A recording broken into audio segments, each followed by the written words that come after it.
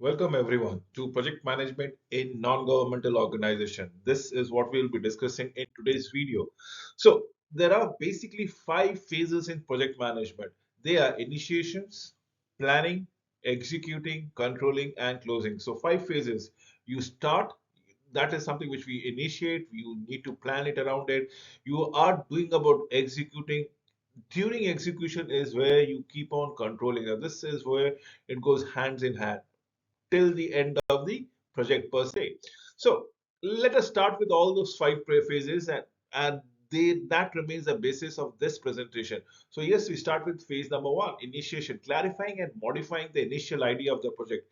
Analysis of a given situation, as in who are those concerned, who is financing the organization, who is involved in this project. Can the project be characterized? Are there any similarities to prior project? Now you need to find me the answers, and probably you will be giving plentiful of an ideas of what is expected of the project if similar projects have been done, as in if there are experienced people completing similar projects. Is it a new project? So what are the budgets constraints that we go around it? What are the key deliverables that we are looking around? The transformation of the first draft of the project concepts according to the requirement of the donor organization, your client, if I may say so. So, keywords in project applications are project title, legal holder of the project, clear goals of the project team, project managers, application, project cost, appropriate, uh, what are the approximate project cost, financing plans, as in who is going to fund the project, target groups, continuity of the project, and so on and so forth. Remember, fuzzy defined or unfocused goal can be interpreted differently by different people. Everybody will have their own interpretation. At the end of the project, you will be able to satisfy a few of the goals, and many of the goals will remain unsatisfied. So in this situation, you might not be able to tell whether the project is successfully completed or not. So yes, we need to decide upon the goals. The goals must be very precise. It has to be realistic, measurable, and the goal must have a time component.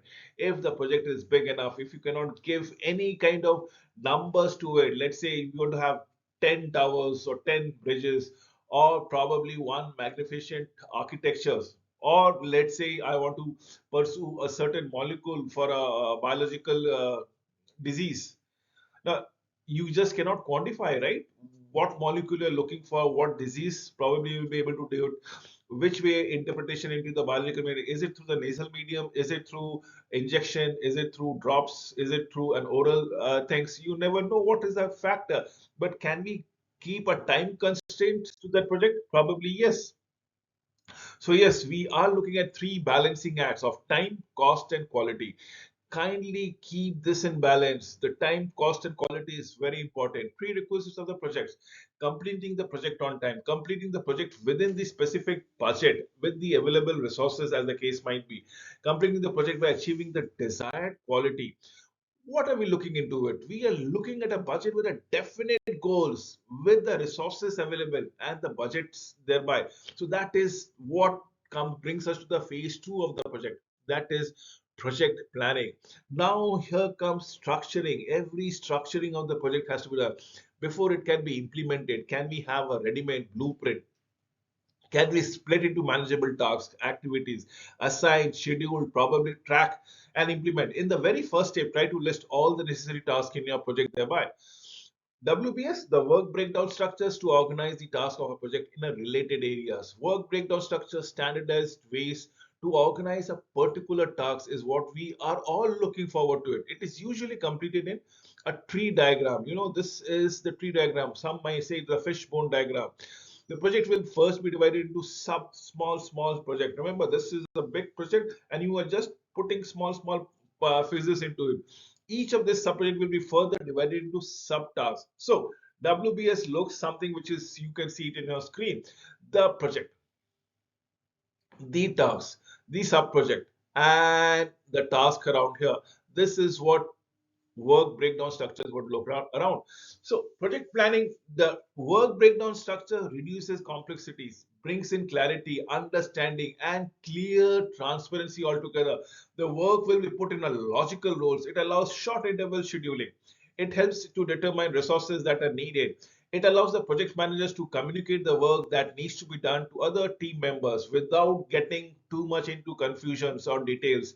It ensures that all the works are sequenced, identified, and understood. So one after the other, it will be automatically done. I might be doing certain part of the project. I do not have an understanding of a different part because I don't need to understand. Somebody at the project planning phases would integrate them. My contribution to the project, somebody else's contribution to the project will get integrated and the project gets accomplished. This allows us to change, to respond to change.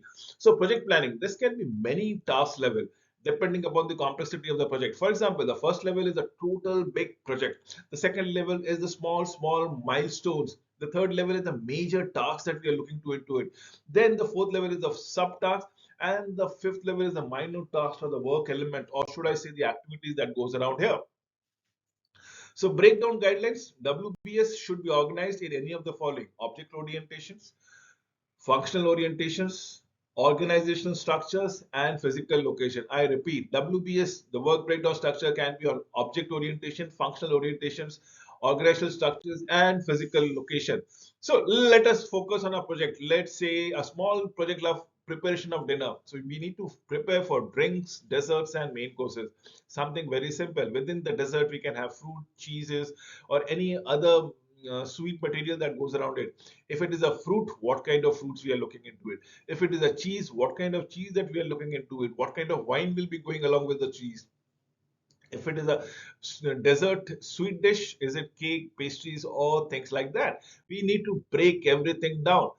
So when it comes from preparation or dinner, the functional orientation would be planning, shopping, preparing, and servicing. I hope I'm able to give you a complete understanding with a small example. Now, if it comes to preparation of dinner, now this is only functional orientation. Remember, the other one was the object orientation. What will you have? You will have a dessert, you will have a main course, you will have a drinks. So this can be further be subdivided. Let's say for preparing, we had to prepare food as in doing the mise en place, that is cutting, peeling, of the vegetables, boiling those food, etc., etc., washing your salads, peel potatoes, and so on and so forth. Now comes organizational. Remember, we started with object orientations, then we went into functional orientation. Now we'll come to organizational structure before we come to the fourth one. The organizational structure, as in who all are invited: Peter, Jan, Nicole. Now, or who all are planning the dinner, or who or all are helping you making the dinner. It might be Peter, it might be Jan, it might be Nicole. So Jan might be going for the dessert only, Nicole might be going only for preparing of the drinks, cocktail, mocktails, and so on and so forth, whereas Peter might be responsible for the main courses, right? So for Jan, what kind of dessert? Make a list about it, prepare the dessert, and serve the dessert thereby.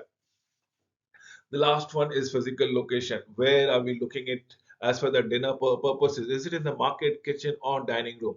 If it is the preparation of the dinner, who is going to do the shopping? Who is going to decorate the dining room?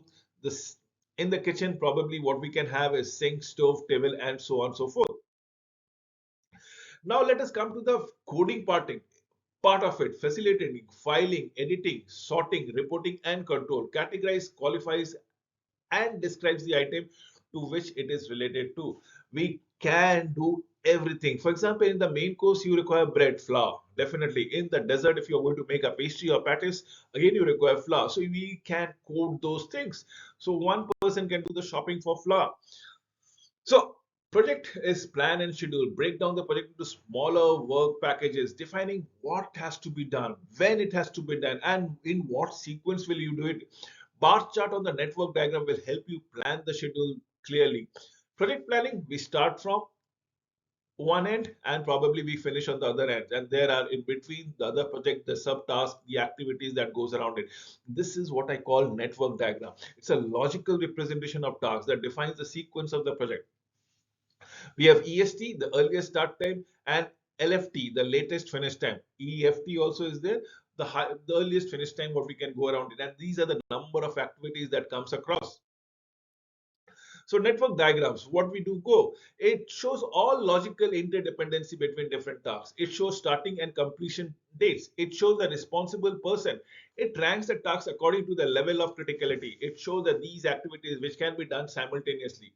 It lays down all the task level in your work breakdown structure, and that is what network diagram is all about. It the 6 steps to create a network diagram, the work breakdown structure. Remember, so list all your tasks, everything. I have said everything as an object orientation, functional orientation, location, and organizational structure, the 4 things. Establish interrelationship between the tasks altogether. What task can take simultaneously, what task can precede the other task, because without the completion of the preceding task, the following task will not be initiated. What task follows this one? Estimate the task duration, identify milestone, key accomplishment to that point. Lay out the task and milestone as a network and review your diagram, the network diagram, if I may say so. Allow me to give you the checklist for the phase 2 project planning. Are the tasks properly sequenced? Are the preceding tasks identified? Are there some precedents that really are required? Are there tasks that are completed parallel that are incorrectly shown as sequences? Are all the tasks necessary? Are all the tasks listed in the diagram per se? Now is the bar chart or the project timeline, shows tasks in relation with the time, and we also know this as a bar chart or a Gantt chart. Easy to set, easy to read, and probably very easy to understand. But this is only suitable for smaller projects.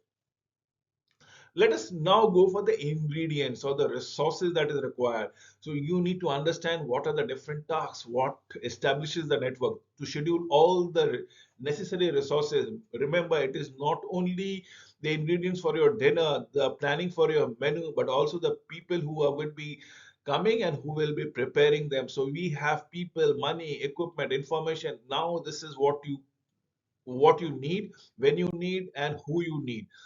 Determine the resources, the need for each resources. Project is broken down into 4 or n number of tasks, which is again sub broken into sub tasks, probably, which is again broken down to activities. This is what we need to go understand. So we look into a project, task 1, task 2, task 3, then task 3 has been subdivided into task 3.1, 3.2, 3.3, which, let's say, further 3.1 has been divided into 3.1.1, 3.1.2, 3.1.3, and so on and so forth. Cost planning. Estimate each task, collect relative budget numbers, overall estimate the project cost, which should be more or less the roughly the first draft. Fine tune the figures. This might happen several times over a period of planning process. Since new estimates might arrive or new tasks may be added, wrapping the budget within the project plan is the objective. An accurate estimate of project cost is an essential part of proper basis of management, decisions, and control.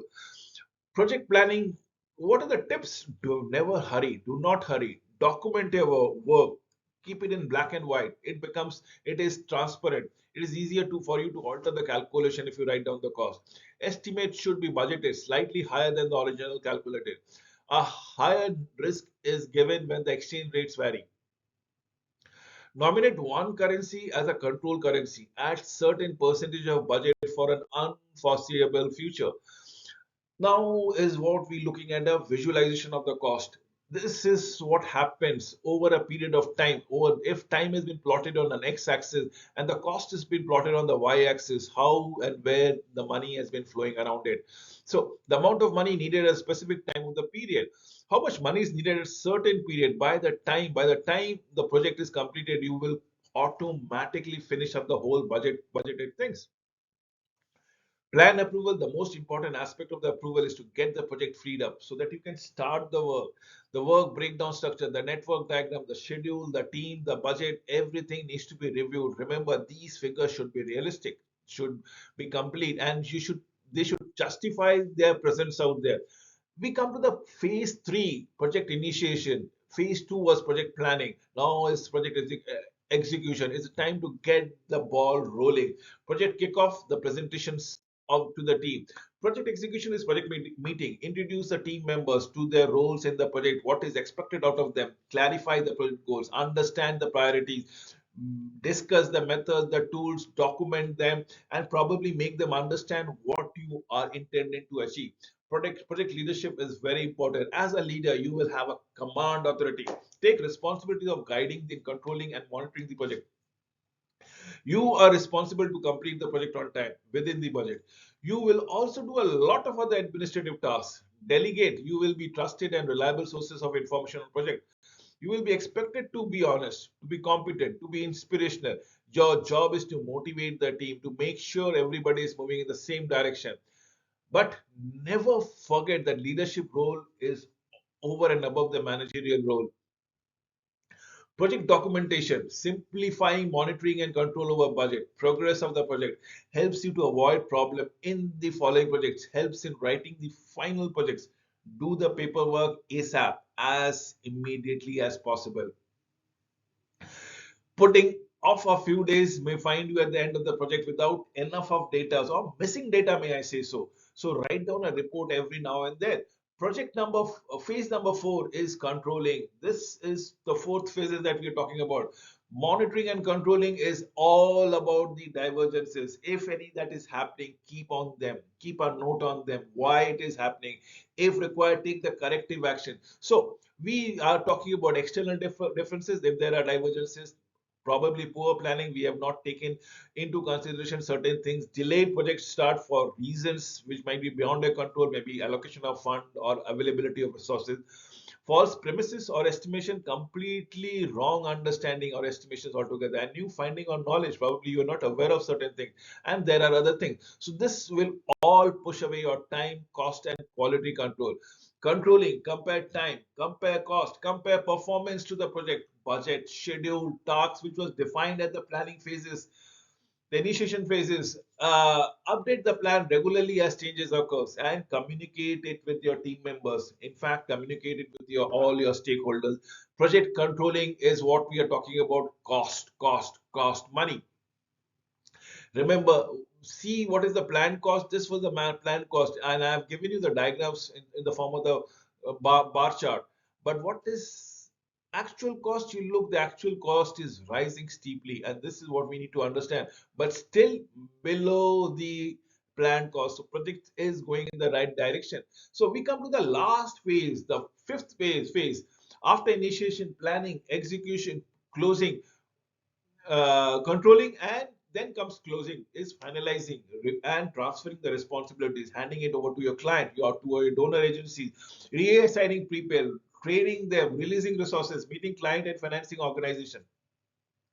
Document the result, give the evaluation, give the feedback, also take the feedback, understand the evaluation before you come to an end of the project. With this words, I am winding up this video. Thank you for watching the video till the end.